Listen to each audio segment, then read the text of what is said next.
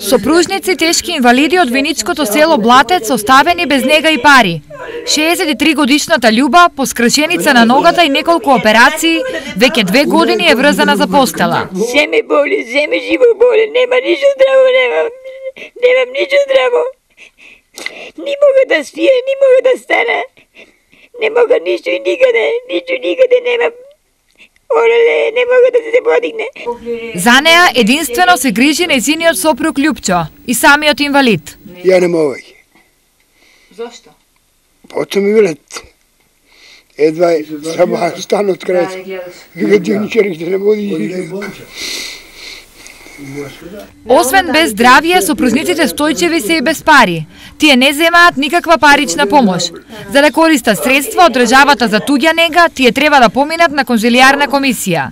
Конзилијарното мислење странката го прибавува врз основа на извршен преглед од страна на надлежен стручен орган при клиничките болници ширум Македонија.